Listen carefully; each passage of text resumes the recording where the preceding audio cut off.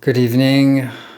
It is night 8, Shavua Tov, page 11 in Avodat Hashem, spiritual practice. Spiritual practice done without consciousness and intention does not bring benefit. Avodah, the word avodah actually, so service. So when we do service or spiritual practice or prayer or following mitzvot or any kind of religious service or offering, when done without consciousness and intention, kavanah, it does not bring benefit.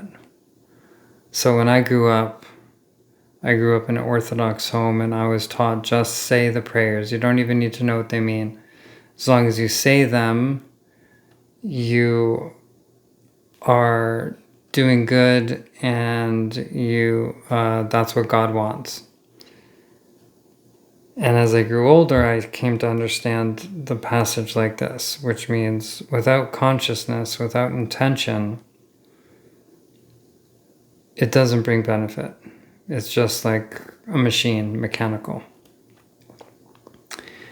A technique for loving others is to connect to the aspect of God within others. We can realize that what is actually motivating others is, in essence, God. I love this. A technique for loving others is to connect to the aspect of God within others. That's one of my favorite meditations to do with people, is to see the reflection of God in them, which helps me connect both to them and to God simultaneously. And the second line, we can realize what is actually motivating others, what is moving them, what is driving them is, in essence, God. Their motions, their movements are driven by God because they are an extension of the divine. The spiritual work of loving and giving to others is not to remain a philosophy, but needs to be actively practiced. The spiritual work of loving and giving to others is not to remain a philosophy, but needs to be actively practiced. When we practice this spiritual work, we come to know ourselves and learn what our egos want to do and not to do. When we practice this spiritual work, we come to know ourselves and learn what our egos want to do and not do. Then the questions that arise are not purely intellectual questions, but are real questions from the heart. So when the spiritual practice of loving and giving to others is not just a philosophy, but it's actively practiced. When we practice this work, we actually come to know ourselves. When we actively practice the work of loving and giving to others, we come to know ourselves. We learn what our egos want to do and what they don't want to do.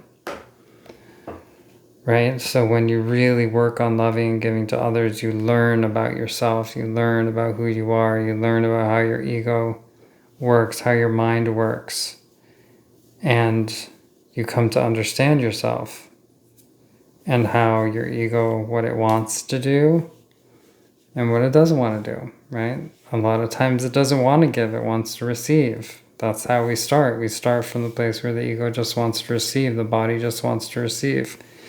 And the more we practice giving and loving others, the more we come to understand and recognize that. Then the questions that arise are not purely intellectual questions, but are real questions from the heart. So there's actually a transformation that happens in the way we think and the way we question life, the way we explore life. They move from intellectual place to a place that comes from the heart.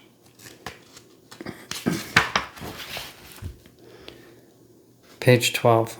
Some people learn Kabbalah and very quickly think they are great Kabbalists who should be given respect and admiration. The purpose of learning Kabbalah, however, is the opposite. The purpose is to nullify the ego and be humble. Right? So if you see people out there who are learning or studying Kabbalah or teaching Kabbalah and they think that they're great Kabbalists and that they should be given respect and admiration, they want to be in the limelight, they want to be known and honored, it's probably a good sign that they're not on the right path, because the purpose of learning Kabbalah is actually the opposite. The purpose is to nullify the ego and become humble, right? To not become a large individual, not to become someone well known and greatly admired and respected, but in fact to be quiet and small and humble, to nullify the ego, to be an extension and to feel not separate from everyone else, an extension of the divine and not separate from everyone else. So not better than everyone else. The purpose of the mitzvot between people and God is for our awareness to develop beyond ourselves. The purpose of mitzvot between people and God is for our awareness to develop beyond ourselves, which means there's two in traditional Judaism, there's two forms of relationship. Ben Adam lechavero, between a man and his friend, and Ben Adam lemakom, which means between man and God. So between man, between person to person, and then from person to God. And the mitzvot, the commandments are broken up into those two categories. So this is saying that the purpose of the mitzvot between people and God is for the practice that our awareness should develop beyond ourselves, right? So if we're doing mitzvot,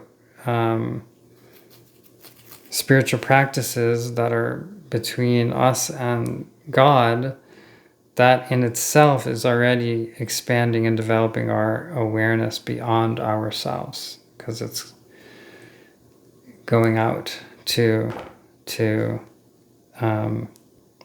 the divine. And that movement in itself obviously is what begins to break down our concept of separation between us and the world, and us and God, and us and others. So it helps us develop beyond our sense of self, our sense of separate self. Okay, one more passage. We are constantly trying to satisfy our desires and are not conscious of the reality beyond ourselves, right? That's what we just talked about, God, the reality beyond ourselves. We are constantly trying to satisfy our desires and are not conscious of the reality beyond ourselves. Anything outside of ourselves does not exist and is not important to us, except to the extent that it can be used to fulfill our own needs. Anything outside of ourselves does not exist and is not important to us, except to the extent that it can be used to fulfill our needs. Developing love for others is the same as developing love for God, from the perspective that we consider anything outside ourselves insignificant. Developing love for others is the same as developing love for God, from the perspective that we consider anything outside of ourselves insignificant. So as the practice of developing love for God or developing love for other human beings, it's all connected with this perspective of considering anything outside ourselves insignificant, right? So when we are only consumed with what's going on in our own sphere, with our own bodies, within our own needs in any given moment, and we don't extend that to the reality beyond ourselves, either to other people or to God, then we stay stuck in our own ego cycle and circle. But developing love for God and developing love for people is both connected with this movement of expanding and extending our concern and our energy and our attention to what is outside ourselves. And inevitably, as an extension of ourselves, as an extension of the God within us, the God that connects us all, the divine, the sacred, the magic that connects us all, and we are not separate from in any way. Okay, hope you enjoyed the teaching for tonight, and hope you have a good week ahead. Shavua Tov. Good night.